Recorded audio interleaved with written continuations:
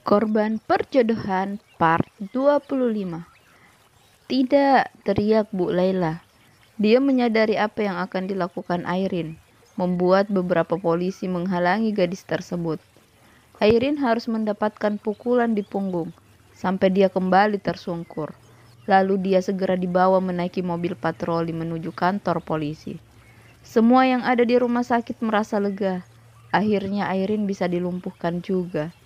Iqbal selama penangkapan tersebut terdiam saja. Dia tak menyangka gadis yang dia sukai hampir di seumur hidupnya ternyata psikopat. Selama ini tak ada yang sadar kalau Airin pandai bela diri. Mereka menyangka kalau gadis itu adalah wanita lugu.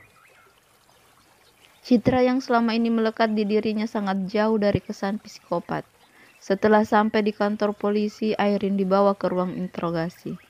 Setelah menanyakan pertanyaan yang umum seperti nama, alamat, tempat tinggal lahir, sampai pekerjaan, Airin kembali ditanya mengenai motifnya melakukan semuanya. Awalnya Airin diam saja, tapi ketika disinggung soal dewa, gadis itu tersenyum. Dia cinta pertama saya, Pak. Kami saling mencintai, tapi dia dijodohkan, ucap Airin mengarang cerita. Terus ucap polisi yang bertugas menginterogasi Airin. Awalnya saya pikir Dewa akan menolak, tapi ternyata dia lelaki penakut yang cuma bisa tunduk di bawah telunjuk bapak sama ibunya. Lanjut Airin. Polisi tersebut mengetik pengakuan Airin. Jadi setelah menikah, apa Dewa masih berhubungan dengan Anda? Tanya polisi lagi. Iya, awalnya dia perhatian, tapi lama-lama dia melupakan saya. Ternyata itu akibat hasutan perempuan ular yang menjadi istrinya. Dia tak pernah lagi menelpon, tak pernah lagi mengirim pesan sampai lupa jadwal kencan kami, ucap Airin. Dia semakin mengarang cerita versinya. Lanjutkan, perintah polisi tersebut. Puncaknya ketika orang tua Dewa mengusir saya, mereka lebih memilih menantu brengseknya daripada saya. Tentu saya tidak terima, apalagi mereka menyuruh saya berpisah dari Dewa. Airin menjelaskan panjang lebar. Polisi mengetik semua apa yang dikatakan oleh Airin secara detail. Setelah hampir 2 jam, akhirnya Airin selesai diinterogasi. Untuk sementara waktu, gadis itu ditempatkan di sel yang berada di kantor polisi, sampai berkasnya ditindaklanjuti. Semua pertanyaan Airin diklarifikasi kepada Dirman. Lelaki tua itu hanya bisa menggeleng membaca pernyataan Airin. Dia menyangkal semua apa yang dikatakan oleh Airin. Polisi akan segera memanggil Dewa menjadi saksi setelah dia agak mendingan. Dewa yang berada di rumah sakit telah siuman. Iqbal dan Ipa menjadi sepasang suami istri tersebut. Dia bergantian dengan Iqbal. Ros juga sudah terlihat sehat. Dia hanya syok karena mendapatkan perlakuan yang tidak enak dari Airin. Saat mereka sedang berbincang, masuklah Iqbal yang datang membawa beberapa cemilan, memberikannya kepada Ipa. Dewa dan Ros yang melihat hal tersebut sama-sama saling menatap lalu tersenyum.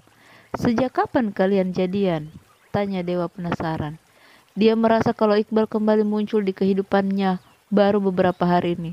Tapi kenapa dia sudah bisa seakrab itu sama Ipa?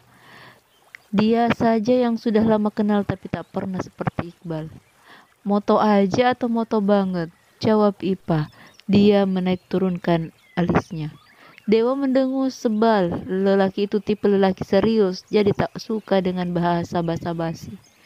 Iqbal dan Ipa kompak terkekeh. Mereka suka melihat Dewa sebal begitu.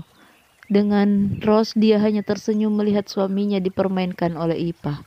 Dia memejamkan mata berusaha tidur, tapi baru saja dia merasa terlelap ketika tiba-tiba terdengar suara ketukan. Saat pintu terbuka ternyata mereka adalah orang tua Ros dan orang tua Dewa. Setelah menanyakan kabar masing-masing, mereka terlibat dalam obrolan panjang. Setelah dokter datang untuk visitasi, mereka pamit pulang. Dari penjelasan dokter, besok Dewa dan Ros sudah boleh pulang. Mendengar hal itu serempak mereka mengucap syukur karena telah dijauhkan dari mata bahaya. Bagaimana bulan madunya? Tanya Dewa. Ros menatap suaminya lalu tersenyum. Anggap saja kita sudah mulai bulan madu di sini, jawab Ros. Memang karena kondisinya yang kurang mendukung, jadi mereka membatalkan perjalanan bulan madu mereka. Mas, bagaimana kalau paket bulan madu kita berikan kepada Iqbal dan Ipa? Sepertinya mereka sama-sama saling suka. Bisik Ros ketika Ipa dan Iqbal keluar membeli cemilan. Boleh juga, tapi kan kamarnya hanya satu, ucap Dewa. Kan boleh diganti, yang penting kan liburannya. Biar kita bulan madu di rumah saja, rayu Ros. Dia sangat senang melihat sepupunya dengan Iqbal. Dewa berpikir sejenak lalu mengangguk tanda setuju. Makasih mas, ucap Ros. Mereka kembali istirahat sambil menunggu waktunya pulang ke rumah. Tak berapa lama Ipa dan Iqbal masuk ke ruangan. Mereka membawa beberapa cemilan, menawarkannya kepada Ros dan Dewa. Tapi mereka kompak menggeleng. Karena kalian sudah baik banget mau menjaga kami, jadi kami mau kasih kalian hadiah, ucap Ros. Dia menatap dua orang yang sedang duduk di lantai. Aduh, sepupuku ini so sweet banget deh. Memang mau kasih hadiah apa? Tanya Ipa. Dia mendekati Ros lalu merangkul bahunya. Kami memberikan kalian paket bulan madu kami, supaya kalian bisa liburan. Gimana? Tanya Ros. Wah, mau, teriak Ipa. Dia meloncat kegirangan. Melihat tingkah gadis itu mereka semua tertawa. Jangan senang dulu. Iqbal belum memutuskan setelah Dewa. Ipa beralih menatap Iqbal. Mendapati tatapan permohonan oleh Ipa membuat Iqbal tertunduk. Pasti dia mau, jawab Ipa. Dia kembali menatap Iqbal. Jangan yakin dulu, ucap Dewa. Dia sengaja membuat gadis itu jengkel. Pastilah, dia kan suka dekat sama aku, ucap Ipa dengan pedenya. Hehehe, pede banget, ucap Iqbal sambil tertawa. Melihat Iqbal tertawa, Ipa malah cemberut. Dia tak suka jika dia ditertawai. Kalau masih tertawa aku tolak cinta kamu, ancam Ipa, membuat semua yang ada di tempat itu kembali tersenyum. Iya, aku mau, jawab Iqbal akhirnya. Nah, gitu dong. Jangan macem-macem sama aku ya, ucap Ipa lagi. Dia berkacak pinggang di depan Iqbal, membuat Iqbal tertawa terpingkal-pingkal melihat kelakuan absurd orang yang disukainya. Sedang asik bercengkrama, Pak Dirman dan Bu Rati datang. Begitupun dengan Pak Amir dan Bu Laila. Mereka datang untuk menjemput Ros dan Dewa.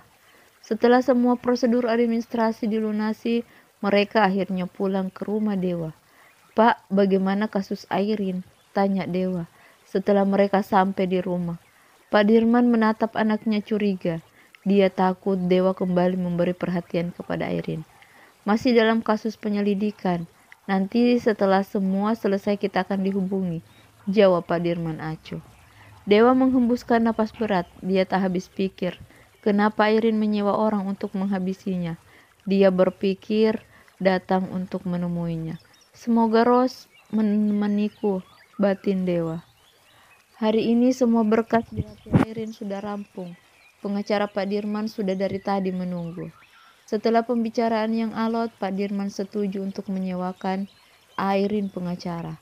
Semua atas desakan Bu Rati. Dia tak mau gadis yang selama ini dia rawat dengan penuh cinta berakhir di penjara. Saat Airin dipanggil untuk membaca ulang BAP, terjadi kehebohan. Seorang polisi datang berlari dengan tergesa-gesa. Tolong, tolong, tolong, teriak seorang polisi. Mereka yang berada di ruangan interogasi kaget. Mereka berhamburan keluar. Terlihat seorang polisi berlari dari arah sel. Polisi tersebut menggendong seorang wanita. Saat diteliti ternyata itu adalah Airin. Pengacara dan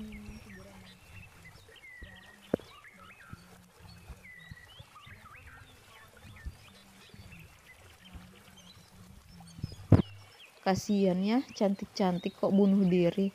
Celetuk seorang ibu yang sedang mengurus surat keterangan kehilangan kendaraan bermotor. Iya, pasti hamil, terus ditinggalin. Seorang ibu yang bertubuh gendut menimpali.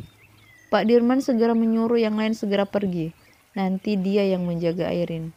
Dia tak mau Dewa bertemu kembali dengan Airin. Hampir setengah jam, pendarahan baru bisa dihentikan. Nampak Airin terbaring di tempat tidur. "Pak, bagaimana keadaan gadis itu?" tanya Pak Dirman.